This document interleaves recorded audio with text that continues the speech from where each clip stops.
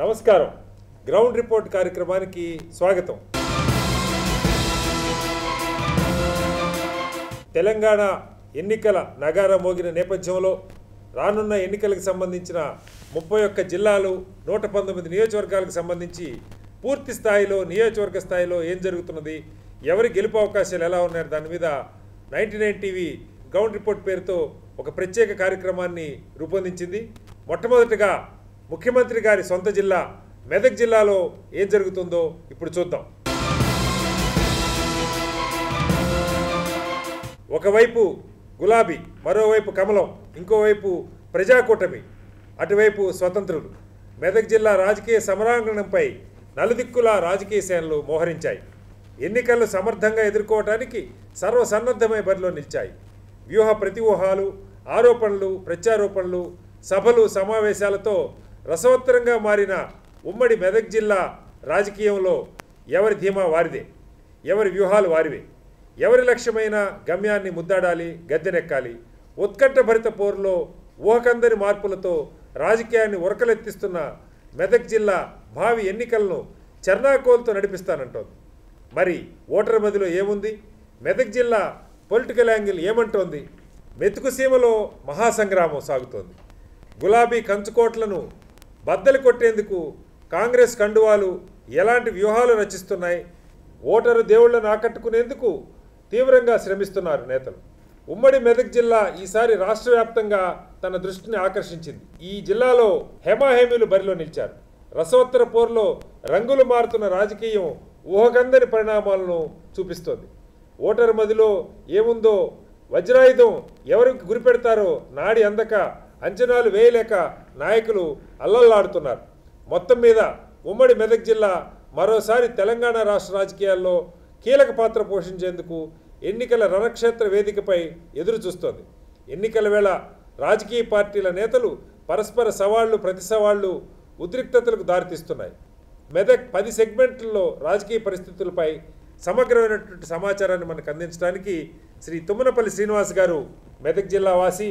గత 20 సంవత్సరాలుగా మెదక్ జిల్లాలో అనేక ప్రజా కార్యక్రమాల్లో, సాంఘిక సంక్షేమ కార్యక్రమాల్లో విస్తృతంగా పాల్గొంటున్నటువంటి తుమ్మనపల్లి శ్రీనివాస్ గారు మనతో ఉన్నారు. శ్రీనివాస్ గారు నమస్కారం.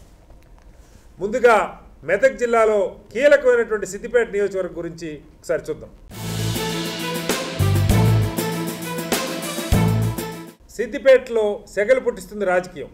ఎన్నికల సమయం దగ్గర పడుతున్న కొద్దీ ప్రచారంలో జోరు పెంచారు నేతలు. గులాబీ కంచుకోటను బద్దలు కొట్టేందుకు ప్రజాకూటమి నేతలు సరికొత్త వ్యూహాన్ని అమలు చేస్తున్నారు. ఈ సెగ్మెంట్ నుంచి పోటీ చేస్తున్నది హేమాహేమీలు కావడంతో రాజకీయం రంజుగా మారింది. సిద్దిపేటలో త్రిముఖ పోరు కనిపిస్తున్నది. టీఆర్ఎస్ నుంచి హరీష్ రావు గారు, పొత్తులో భాగంగా టీజేఎస్ నుంచి భవానీరెడ్డి గారు, బీజేపీ నుంచి నరోత్తమ్ రెడ్డి గారు, ఇండిపెండెంట్గా డి చంద్రం గారు పోటీ చేస్తున్నారు. అయితే హరీష్ రావుకు చెక్కు పెట్టేందుకు వ్యూహాలు రచిస్తున్నారు. టీఆర్ఎస్ మెజారిటీపై మాట్లాడుతుంటే ప్రత్యర్థులు మాత్రం కారు స్పీడ్కు బ్రేకులు వేస్తామని చెప్తున్నారు. పార్టీలు ఏవైనా, అభ్యర్థులు ఎవరైనా వార్ వన్ సైడ్ అన్నట్లుగానే సాగే అవకాశాలు కనిపిస్తున్నాయన్నారు రాజకీయ విశ్లేషకులు. శ్రీనివాస్ గారు, ఏంటి సిద్దిపేట మీ సొంత నియోజకవర్గం? మీరు గతంలో సరే మనకు తెలుసు హరీష్ రావు గారు భారీ మెజార్టీతో గెలిచారు. మరి ఇప్పుడు త్రిముఖ పోరు ఉన్నట్టుగా ఉంది. భవానీరెడ్డి గారు టీజేఎస్ నుంచి పోటీ చేస్తున్నారు. ఎలా ఉండొచ్చు అంటారు?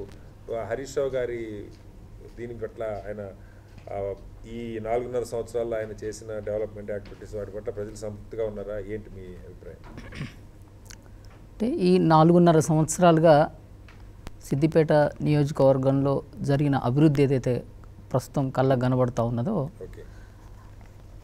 పూర్తిగా ఈయన హయాంలో జరిగిందని నమ్ముతున్నారు. ఇకపోతే జరిగిన ప్రతి అభివృద్ధి కార్యక్రమం వెనుక ఒక పెద్ద అవినీతి ఉందని కూడా అదే స్థాయిలో నమ్ముతున్నారు. సో అదే స్థాయిలో అవినీతి కూడా జరిగింది. ఇక రెండో విషయానికి వస్తే, అంటే ఇక్కడ స్థానికంగా కొద్దిమంది నాయకుల చుట్టూరానే రాజకీయం నడుస్తూ ఉన్నది. కింది స్థాయిలో ప్రజలు మమేకమవుతున్నట్టు కనబడుతున్నప్పటికీ కూడా అందనంత దూరంలో ఉన్నట్టు కనబడుతుంది. నా పాయింట్ ఏంటంటే, ఇక్కడ ఎందుకు టీజేఎస్ కావాలని పోటీ చేశారు కాంగ్రెస్ నుంచి? ఎందుకంటే సిద్దిపేట ఆషామాషి నియోజకవర్గం కాదు. సరే, భవానీరెడ్డి గారు మహిళ, మంచి ఉద్దేశాలతో, లక్ష్యాలను నాకు వ్యక్తిగతంగా కూడా పరిచయం. కానీ కానీ కాంగ్రెస్ నుంచి ఇంకా బలమైనటువంటి అభ్యర్థులు లేరా? ప్రజాకూటమి నుంచి ఏమన్నా రాజకీయాలకి కొంచెం కొత్త చదువుకున్న కుటుంబం మరి ధీటైన పోటీ ఇవ్వగలుగుతారంటారా? ఇప్పుడున్న పరిస్థితుల్లో ఒక మహిళగా ఉన్నత విద్యావంతురాలుగా ఒక మంచి పోటీ ఇవ్వగలిగిన నమ్మకం ప్రజల్లో ఉంది. ముఖ్యంగా ఏంటంటే ఒక మహిళగా ఆదరించే అవకాశం కూడా ఉన్నది. ఓకే. బీజేపీ నుంచి నరోత్తమ్ రెడ్డి గారు పోటీలో ఉన్నారు. చాలా కాలం నుంచి బీజేపీలో ఉన్నప్పటికీ కూడా ఆయన వ్యక్తిగతంగా నేర చరిత్ర ఉండడము, అట్లాగనే రియల్టర్ బిజినెస్ వ్యాపారంలో అవకతవకలకు పాల్పడినట్లు చాలా సందర్భాల్లో వస్తూ ఉన్నది. దీన్ని మరి ప్రజలు ఏ మేరకు ఓటును వేస్తారనేది చూడాలి. స్థానికంగా ఉపాధి అవకాశాలు ఇవి యూత్కి సంతృప్తి ఇచ్చే పరిస్థితిలో ఉన్నాయి. అట్లాంటి సందర్భం ఈ 30 ఏళ్ళుగా అంటే ఈ 37 ఏళ్ళుగా హరీష్ రావు కంటే ముందు కేసీఆర్ గారు ఉన్నప్పుడు కూడా ఇప్పటి వరకు కూడా ఒక ఫ్యాక్టరీ లాంటిది కానీ ఒక పారిశ్రామిక ప్రాంతం కానీ ఏర్పడినట్టు దాఖలాలు లేవు. కానీ ప్రస్తుతం లోకల్లో ఉన్నది ఏంటంటే చిన్న చిన్న వ్యాపారస్తులు, రైస్ మిల్లులు, వ్యాపారస్తుల మూలంగానే ఉపాధి దొరుకుతుంది తప్ప ప్రభుత్వ పరంగా ఎలాంటి ఉపాధి అవకాశాలు పెద్ద ఎత్తున సిద్దిపేట నియోజకవర్గానికి ఈనాటికి దక్కలేదు. మిగతా అభ్యర్థులు ఇండిపెండెంట్లు చంద్రం గారని కొంతమంది ఉన్నారు. ఏమన్నా అంటే వాళ్ళు ఏదైనా రెబల్స్ అట్లా ఉన్నారా లేదంటే సహజంగా ఉండే? ఈ దర్పల్లి చంద్రమతను కాంగ్రెస్ ముందు టీడీపీ నుంచి కాంగ్రెస్లోకి వెళ్ళాడు. కాంగ్రెస్ నుంచి టికెట్ ఆశించి చివరిగా భవానీ రెడ్డికి పొత్తులో భాగంగా వెళ్ళింది. కాబట్టి ఆయన పాత్ర నామినల్గా ఉండొచ్చు. పెద్దగా హరీష్ రావు గారి గట్టి పోటీ ఉంటుంది. గెలవడానికి కూడా అవకాశాలు మెండుగానే కనబడుతున్నాయి. ఎందుకంటే లాస్ట్ టైం నాకు తెలిసి మొత్తం తెలంగాణలో హైయెస్ట్ మెజారిటీ దాదాపు 1,00,000 దాకా 90,000 పైగా మెజారిటీ వచ్చిన నియోజకవర్గం. కాబట్టి అంత ఆషామాషిగా ఆయనకు ఒక మంచి పేరు ఉంది జనంలో. అంటే బయలాజ్ రాజకీయ మీరు అన్నట్టు అవినీతి ఇలాంటి అనేక ఉన్నా ఎక్కువగా ప్రజలతో సత్సంబంధాలు మెయింటైన్ చేస్తారు. కొన్ని వందల మందిని పేరు పెట్టి పిలవగలిగేటువంటి చొరవ ఎన్ని ఉన్నాయని చెప్పి చెప్తారు. నిజమేనా? అట్లా అందుబాటులో ఉంటారా? ఇప్పుడు అధికారం వచ్చిన తర్వాత రాష్ట్రం అంతా ఎట్లా అంటే ముఖ్యమంత్రి కేసీఆర్ తర్వాత అంతటి నాయకుడు రాష్ట్రంలో హరీష్ రావుకి పేరుంది. దానివల్ల సిద్దిపేటలో టైం ఇస్తూనే బయట చూసుకోవాల్సి వస్తుంది. కాబట్టి ఇతర రెండవ తరగతి నాయకుల మీద ఆధారపడాల్సి వస్తుంది తనకి కూడా. దానివల్ల ఏమైందంటే అప్రతిష్ట పాలవుతా ఉన్నాడు. సో ఇక్కడ పోటాపోటీ పోరాటం జరుగుతున్న హరీష్ రావు గారికే కొంతమేర గెలుపు అవకాశాలు ఉండేటువంటి పరిస్థితి ఉన్నట్టుగా మనకు స్పష్టంగా కనపడుతున్నది. మెదక్ సెగ్మెంట్లో టక్ ఆఫ్ వార్ నడుస్తుంది. తిరుముఖ పోరు కనిపిస్తూ ఉన్నది. టీఆర్ఎస్ నుంచి డిప్యూటీ స్పీకర్ పద్మా దేవేందర్ రెడ్డి, కాంగ్రెస్ నుంచి ఉపేందర్ రెడ్డి, బీజేపీ నుంచి ఆకుల రాజయ్య పోటీ పడుతున్నారు. పద్మా దేవేందర్ రెడ్డి గట్టి పోటీ ఇస్తున్నారు ఉపేందర్ రెడ్డి. టీఆర్ఎస్ అభివృద్ధి మంత్రాన్ని నమ్ముకుంటే కాంగ్రెస్ తన హయాంలో జరిగినటువంటి డెవలప్మెంట్ గురించి ఓటర్లకు వివరిస్తుంది. మరోవైపు బీజేపీ ఒక్క ఛాన్స్ కోసం వెయిట్ చేస్తుంది. మార్పు కావాలంటే బీజేపీ రావాలని యువతకు పిలుపునిస్తున్నారు రాజయ్య. శ్రీనివాస్ గారు, మీ జిల్లాకి గతంలో జిల్లా హెడ్ క్వార్టర్కి ఉన్నటువంటి మెదక్, సాక్షాత్తు మెదక్ చర్చి దేశవ్యాప్తంగా పాపులర్ అయినటువంటి మెదక్ చర్చి, ఆసియా ఖండంలోనే పెద్ద చర్చి, ఇవన్నీ బోల్డ్ అంత చరిత్ర ఉన్నటువంటి ప్రాంతం. అక్కడ సాక్షాత్తు పద్మా దేవేందర్ రెడ్డి గారు అంటే టీఆర్ఎస్ ఆవిర్భావం నుంచి పార్టీలో కొనసాగుతా ఉన్నది. మరి ఆవిడ మీద పోటీ కానీ లేదా మిగతా పరిస్థితులు కానీ మీరు ఏ రకంగా చూస్తున్నారు? అక్కడ ఈయన ఉపేందర్ రెడ్డి గారు ఏమన్నా పోటీ ఇచ్చేటువంటి పరిస్థితి ఉందా? అక్కడ కాంగ్రెస్ నుంచి ఉపేందర్ రెడ్డి గారు చేస్తూ ఉన్నారు. ఉమ్మడి పార్టీలో భాగంగా పొత్తులో భాగంగా ముందుగా జనసమితి అనుకున్నారు. ఆ తర్వాత ఉపేందర్ రెడ్డి గారికి వచ్చింది. ఉపేందర్ రెడ్డి గారు ఎవరంటే గతంలో ఎమ్మెల్యేగా పనిచేసిన శశిధర్ రెడ్డి గారు సోదరుడు. ఆ నేపథ్యంతో కాంగ్రెస్ టికెట్ రావడం జరిగింది. కానీ ప్రత్యక్ష రాజకీయాలకైనా పూర్తిగా కొత్త. ఆకుల రాజయ్య గారు బీజేపీలో ప్రముఖ నాయకులు. అయితే ఆయన ఆ నియోజకవర్గాన్ని కూడా కొత్త. అంటే ఇద్దరు కూడా నాన్ లోకల్ క్యాండిడేట్స్ కింద లెక్క. అంటే ఈ రకంగా పద్మా దేవేందర్ రెడ్డి స్థానికంగా ఇటు అభ్యర్థులతో కానీ ఇతరత్ర కార్యకర్తలతో కానీ ఇట్లా గ్రామీణ ప్రాంతాల్లో కూడా ప్రజలతో మమ్మకమవుతున్న సందర్భం ఉంది. నియోజకవర్గం మొదటి నుంచి కూడా పట్టుకొని అభివృద్ధి కానీ ప్రజలు సంతృప్తికరంగా అక్కడ అంటే ప్రధానంగా వరి సాగు చేస్తారు అనుకుంటా మెదక్. వరి ఉంది. అయితే ప్రధానంగా అక్కడ ఏంటంటే చెరుకు ప్రధాన పంట గతంలో ఉండే. ఇక్కడైతే ముంబోజిపల్లిలో ఉన్న షుగర్ ఫ్యాక్టరీ అది ఎత్తివేయడంతో తిరిగి అది పునరుద్ధరించాలన్న ప్రభుత్వ హామీ మూతపడింది అక్కడే.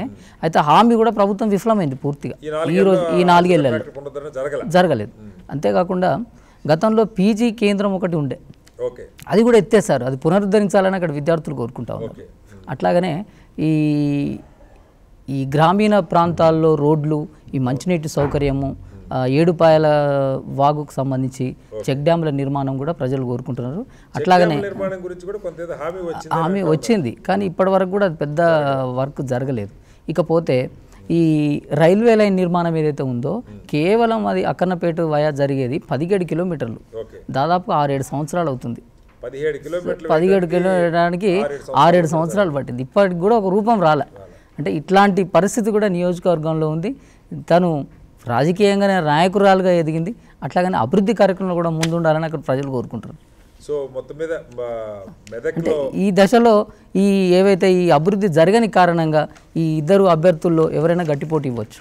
సో మెదక్ నియోజకవర్గంలో, పాత మెదక్ జిల్లా మెదక్ నియోజకవర్గంలో అటు టీఆర్ఎస్ కాంగ్రెస్ మధ్య పోరు హోరాహోరీగా ఉన్నది.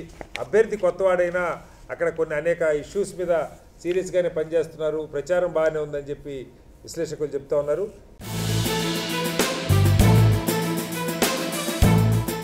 ఈ సెగ్మెంట్లో కూడా సేమ్ సీన్ కంటిన్యూ అవుతున్నది. ఇక్కడ నరాలు తెగే ఉత్కంఠ పోరు కొనసాగుతోంది. టీఆర్ఎస్ నుంచి భూపాల్ రెడ్డి గారు, కాంగ్రెస్ నుంచి సురేష్ షట్కార్, బీజేపీ నుంచి సంజీవ్ రెడ్డి బరిలో ఉన్నారు. టీఆర్ఎస్ వర్సెస్ కాంగ్రెస్ లానే పోరు జరుగుతుందంటున్నారు. ద్విముఖ పోరులో భూపాల్ రెడ్డి ప్రపంచం సృష్టిస్తామంటే సురేష్ సునామీ సృష్టిస్తాన్ని ధీమా వ్యక్తం చేస్తున్నారు. మనకి నారాయణ తెలుసు, ఉప ఎన్నికలు జరిగినాయి గతంలో. అంతకుముందున్న ఎమ్మెల్యేగా చనిపోయిన నేపథ్యంలో ఉప ఎన్నికలు జరిగినాయి. భూపాల్ రెడ్డి గారు గెలిచారు. ఆ తర్వాత చాలా గందరగోళాలు జరిగినాయి అక్కడ. మీకు తెలుసు, టీఆర్ఎస్లోనే రాములు గారు సీనియర్ నాయకులు, ఆయన నారాయణ ఖేడ్ కావాలని కొంచెం గట్టిగా పట్టుబట్టినటువంటి నేపథ్యం. ఆయనకి సీట్ ఇవ్వలేదు, ఆయన కాంగ్రెస్లో చేరిపోయారు. ఎలా ఉండొచ్చు అంటారు? ఈయన కూడా కొంచెం తొందరపాటుగా మాట్లాడిన సందర్భాలు కూడా భూపాల్ రెడ్డి గారు మీరు చూసే ఉంటారు. అవును, అనేక సందర్భాల్లో సామాజిక పరంగా కూడా ఆ విమర్శలు కొంచెం రాష్ట్ర వ్యాప్తంగా ఓటర్లను విమర్శించిన సందర్భంలో చాలా విషయాల్లో రాష్ట్రంలో అది భూకంపం వచ్చినట్టు. ముఖ్యంగా ఈ నారాయణఖేడ్ నియోజకవర్గం ఏదైతే ఉందో ఆ ప్రాంతము ఇటు మహారాష్ట్ర అటు కర్ణాటక బార్డర్లో ఉంటుంది. దీనివల్ల ఏంటంటే అక్కడ ప్రజలు 3 భాషలు మాట్లాడుకునే ఒక చారిత్రాత్మక ప్రాంతం అది. ఈ ప్రాంతంలో ఇటు అవిద్య ఎక్కువ, నిరక్షరాస్యత మూలంగా ఎలాంటి పరిశ్రమలు, ఉపాధి లేక ప్రజలు అక్కడికి బీదర్కు వెళ్ళి ఎంప్లాయ్మెంట్ కోసం బీదర్కు వెళ్ళే పరిస్థితి ఉన్నది. అంటే గత చాలా కాలంగా కూడా అది నిర్లక్ష్యానికి గురైన ప్రాంతం. అంటే ఒకవైపు సామాజికమైనటువంటి అంతరాలు కూడా అక్కడ ఉన్నాయి. ఎట్లా అంటే ఈ బాణామతి అని ఇట్లాంటి వివక్ష కూడా అక్కడ సాగుతూ ఉంది. కానీ రాజకీయంగా చైతన్యం ఉన్న నియోజకవర్గం మళ్ళీ. అంటే రెండవసారి తిరిగి ఓటేయని పరిస్థితి ఒక నారాయణఖేడ్లో ఉంది. ఇలాంటి పరిస్థితుల్లో కూడా మనం ప్రజలు అమాయకులు అనుకోవడానికి వీల్లేదు. ఇకపోతే సురేష్ షట్కార్ ఎవరైతే ఉన్నారో వాళ్ళు గతంలో కాంగ్రెస్లో ఎంపీగా చేసి ఉన్నారు. నియోజకవర్గం మీద పూర్తిగా లోకల్గా పట్టున వ్యక్తి, గట్టి పోటీ ఉంటుందని మేము నమ్ముతున్నాం. అయితే అక్కడ బీజేపీకి కూడా కొంత పట్టుంది అంటారు. అయితే ఏంటంటే ఈ పరిపూర్ణానంద స్వామి ఆయనకి కాస్త మొదటి నుంచి అక్కడ కొన్ని కార్యక్రమాలు చేశారని, ఈ సంజీవ్ రెడ్డి అని ఒక క్యాండిడేట్ ఉన్నారు. ఇప్పుడు ఎలా ఉండొచ్చు అంటారు బీజేపీ పరిస్థితి? అంటే గతంలో ఈ కాంగ్రెస్లో ప్రధాన వ్యక్తిగా ఉన్న సంజీవ్ రెడ్డి చివరి క్షణంలో అంటే ముందుగా జనార్దన్ గౌడ్ అతనికి టికెట్ కేటాయించిన తర్వాత రేపు ఎలక్షన్ అనగా బీఫామ్ సంజీవ్ రెడ్డికి కేటాయించడం జరిగింది. ఇది ఆధ్యాత్మికమైన గురువు అయినటువంటి ఈ పరిపూర్ణానంద స్వామి శిష్యరికంలో భాగంగా అది కేటాయించబడిందని అందరూ అనుకుంటున్నారు జిల్లాలో. కానీ దాని పరిణామాలు పెద్ద సభ నిర్వహించారు. కొంచెం కాస్త బీజేపీకి ఏమన్నా కొంత పోటీ ఇచ్చేటువంటి అవకాశం ఉంటుందా అక్కడ? అంతగా కనబడతలేదు. సో ప్రధానంగా వీళ్ళిద్దరి మధ్యన ప్రధానంగా పోటీ ఉంటుంది. మెదక్ జిల్లా నారాయణఖేడ్ నియోజకవర్గంలో అటు అధికార టీఆర్ఎస్ అలాగే ప్రధాన ప్రతిపక్షం అయినటువంటి ప్రజాకూటమిలో ఉన్నటువంటి కాంగ్రెస్ మధ్య పోరాటం జరగవచ్చు అని అంటూ ఉన్నారు. ఇక మెదక్ జిల్లాలో మరో కీలకమైన నియోజకవర్గం ఆందోళ్. ఇక్కడ ఈ నియోజకవర్గం నుంచి ఆసక్తికరమైన పోరు ఉండేటువంటి అవకాశాలు ఉన్నాయి. టీఆర్ఎస్ నుంచి జర్నలిస్ట్ అయినటువంటి క్రాంతి కిరణ్ గారు, కాంగ్రెస్ నుంచి మాజీ ఉప ముఖ్యమంత్రి దామోదర్ రాజనరసింహ గారు, అలాగే బీజేపీ నుంచి గత ఎన్నికల్లో టీఆర్ఎస్ నుంచి గెలిచి ఈసారి పార్టీ మారినట్టు బాబు మోహన్ గారు బరిలో నిలిచారు. ఇక్కడ ఓటరు ఎవరిని గెలిపిస్తారన్నది చివరిదాకా ఉత్కంఠ వీడే పరిస్థితి ఉన్నది, కొనసాగే పరిస్థితి ఉన్నది. ఇక్కడ ప్రధానంగా త్రిముఖ పోరు ఉండేటువంటి అవకాశం ఉన్నది. కాంగ్రెస్, టీఆర్ఎస్, బీజేపీ మధ్య. ఏమంటారు శ్రీనివాస్ గారు? ఆందోళన మనకు తెలుసు, బాబు మోహన్ గారు ఒక దళిత ఎమ్మెల్యే, మంత్రిగా కూడా గతంలో పనిచేశారు, మంత్రిగా చేశారు. ఆయన గెలిచారు మొన్న. నాకు తెలిసి గతంలో కూడా దామోదర రాజనరసింహ గారు గెలిచినట్టున్నారు ఆయన. మరి ఆయన్ని సరే ఇవాళ టీఆర్ఎస్ కారణాలే ఉన్నాయి కానీ ఆయన అక్కడి నుంచి తొలగించడం, ఆయన బీజేపీలో చేరటం, డీసీగా కూడా ఉన్నారు. ఎలా ఉండొచ్చు అంటారు ఆందోళన నియోజకవర్గ పరిస్థితి? గత 3-4 దశాబ్దాలుగా మనం ఆందోళన నియోజకవర్గాన్ని చూసినట్లయితే, అంటే గతంలో దామోదర రాజనరసింహ చేసిన మంత్రిగా చేశారు, ఉప ముఖ్యమంత్రిగా చేశారు, బాబుమోహన్ మంత్రిగా చేశారు. అయితే ఇలాంటి దశలో తను బాబుమోహన్ గారు పార్టీ మారడం, తీరా చివరి క్షణంలో బీజేపీ నుంచి రావడము, అట్లాగనే క్రాంతి కుమార్ గారు రావడం అనేది ఇక్కడ పోటీకి దారితీస్తూ ఉన్నది. అయితే బాబుమోహన్ మీద ఏంటంటే స్థానికంగా అందుబాటులో ఉండడనే ఒక వార్త అక్కడ ప్రముఖంగా వినబడతా ఉన్నది. దీన్ని ఓటర్లు కాదు, ఇటు దామోదర్ రాజనరసింహకు కానీ బాబుమోహన్ కానీ ఇద్దరికి కూడా సొంత నియోజకవర్గం కాదు. రాజనరసింహ ఏంటంటే వాళ్ళ తండ్రి గారి నుంచి అది వంశపారంపర్యంగా వస్తూ ఉన్నది. అది అతనికి అనుకూలంగా ఉండే అవకాశం ఉంది. ఇంకొకటి బాబుమోహన్ గారి మీద స్థానికంగా అభివృద్ధి జరుగుతున్నప్పటికి కూడా, చిన్న చిన్న విషయాలు అభివృద్ధి జరుగుతున్నప్పుడు కూడా అవినీతికి ప్రోత్సహించినట్టు దాఖలాలు లేవు. ఇది ఆయనకు ప్లస్ పాయింట్ వచ్చే అవకాశం ఉంది. మరి ఆయన ఖచ్చితంగా అప్పుడు టీఆర్ఎస్ ఓట్లు చీలే అవకాశం ఉంది. దీని మీదనే రాజనరసింహ గెలుపు ఆధారపడి ఉంటుంది.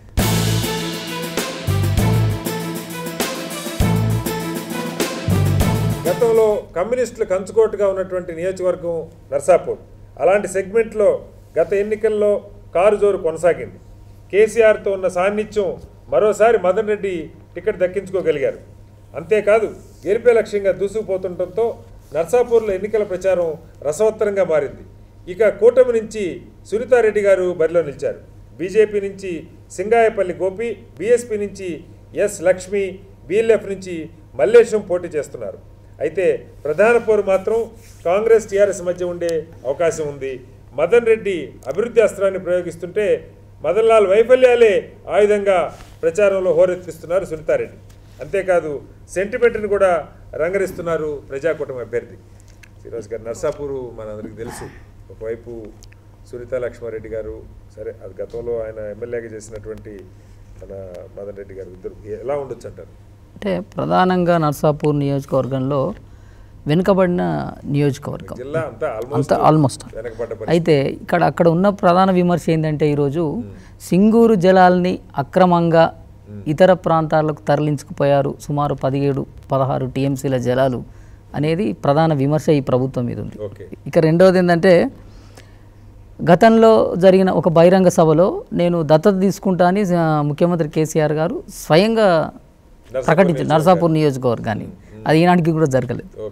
ఇంకొకటి ఏంటంటే గజ్వేల్ నియోజకవర్గంలో కనీసం మాకు 10% జరిగితే బాగుండని అక్కడ ప్రజలు ఓటర్లు కోరుకుంటున్నారు. ఇంకొకటి ఇక విద్యా విషయానికి వస్తే పీజీ సెంటర్ మంజూరు అయింది, స్థలం మంజూరు కాకపోవడం వల్ల నిధులు ఎక్కడే ఉన్నాయి అక్కడే పడిపోయింది. దీనివల్ల ఇది ఇట్లా ఉన్న పరిస్థితుల్లో ఈ ప్రత్యర్థి సునీతా లక్ష్మారెడ్డి గారుకి అడ్వాంటేజ్ అవకాశం ఉంది.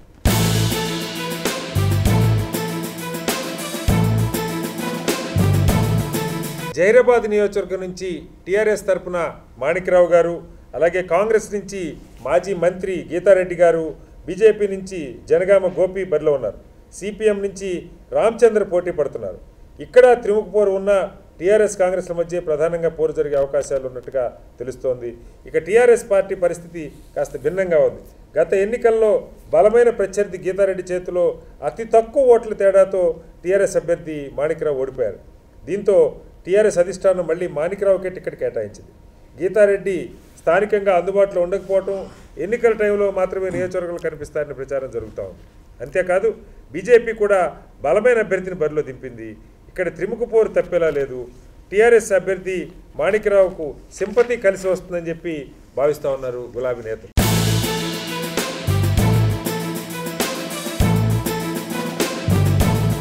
సంగారెడ్డి గతంలో మనందరికీ తెలుసు ఇలాంటి సంగారెడ్డి కంచుకోటలో ఇవాళ రాజకీయ సెగలు ఒక రేంజ్కి చేరాయి. గత ఎన్నికల్లో టీఆర్ఎస్ విజయం సాధించింది. ఇప్పుడు కూడా TRS sitting MLA Chinta Prabhakar, Congress నుంచి జగ్గారెడ్డి, బీజేపీ నుంచి రాజేశ్వరరావు దేశపాండే తలపడుతున్నారు. సిపిఎం నుంచి మల్లేశం బరిలో ఉన్నారు. ఉత్కంఠకు భరితంగా సాగేటువంటి ఈ పోరులో అంతిమ విజేత ఎవరో కూడా ఉత్కంఠకు మారేటువంటి పరిస్థితి మనకు కనపడతా ఉంది.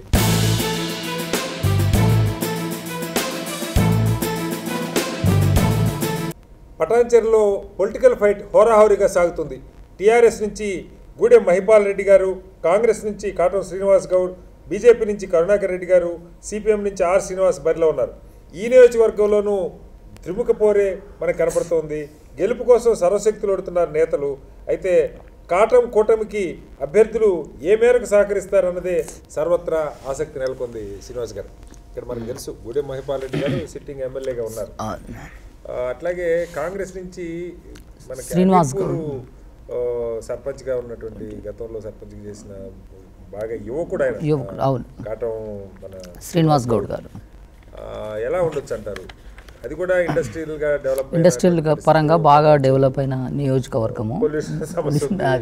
అదే ఇంతకుముందు సంగారెడ్డిలో మాదిరిగా చెప్పుకున్నట్టు, అంటే అధికారంలో ఉండి కూడా వీళ్ళు స్థానికంగా ప్రజల అవసరాలు తీర్చడంలో పూర్తిగా విఫలమైన నియోజకవర్గంగా చెప్పుకోవచ్చు మనం పటాన్చెరు కూడా. దీనివల్ల ఏంటంటే వ్యక్తిగతంగా బాగా వ్యతిరేకత ఎదుర్కొంటున్న వాళ్ళు. అయితే ఈ దశలో ఈ కొత్తగా వచ్చిన శ్రీనివాస్ గౌడ్ యువకుల్లో బాగా ఆదరణ పొందుతూ ఉన్నాడు. అట్లాగనే మహాకూటమి పేరు ఇండస్ట్రీస్ కారణంగా సెటిలర్స్ కూడా ఎక్కువ ఉన్నటువంటి అదే అయితే ఏదైతే ఈ మహాకూటమి అభ్యర్థిగా బలపరిచినందున ఈ మహాకూటమికి చెందిన ఓట్లన్నీ కనుక ట్రాన్స్ఫర్ కనుక అయితే ఖచ్చితంగా గెలిచే అవకాశాలు ఉంటాయి. కానీ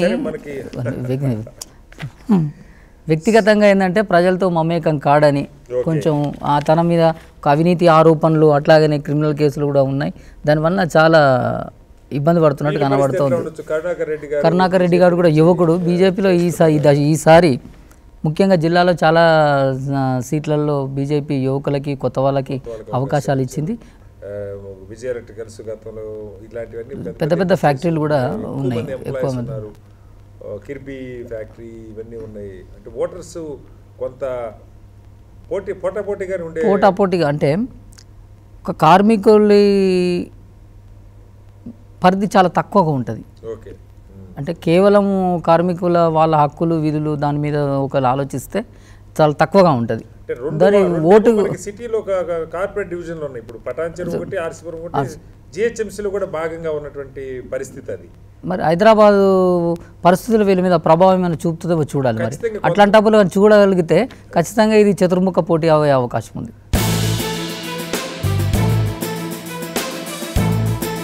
గజ్వేల్ రాజకీయం గరంగరంగా మారుతోంది.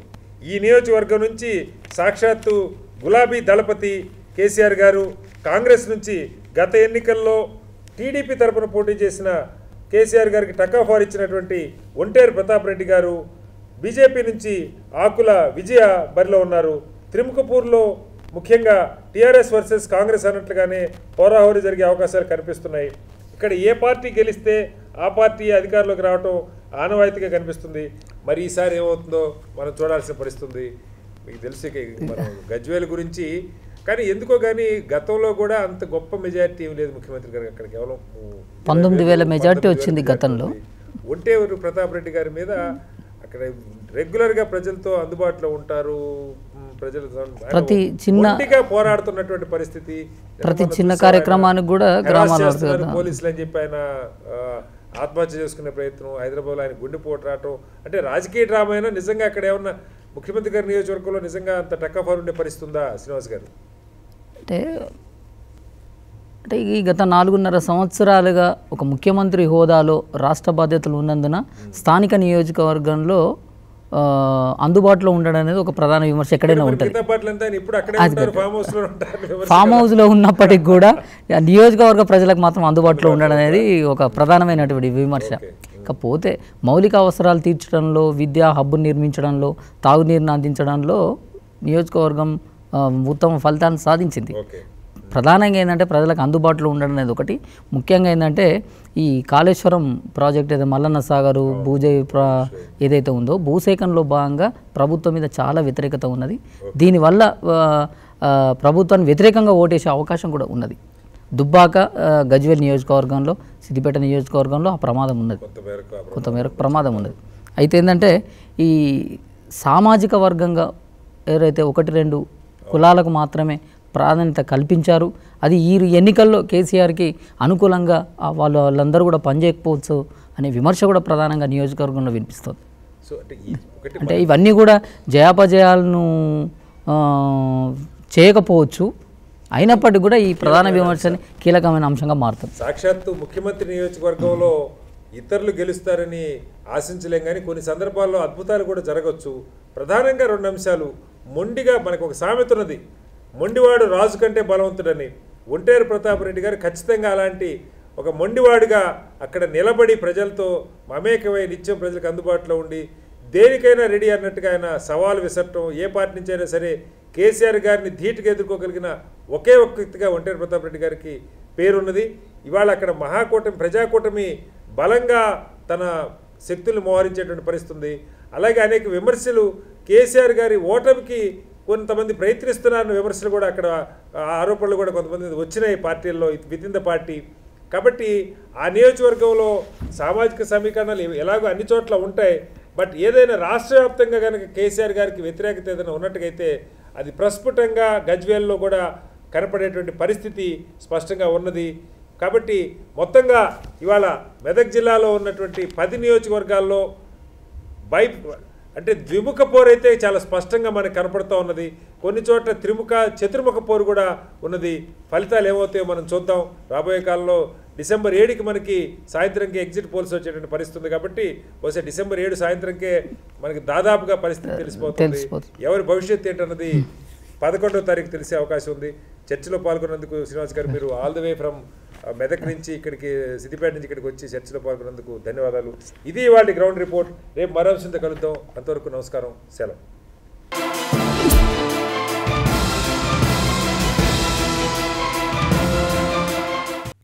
For more updates, please subscribe 99 TV Telugu.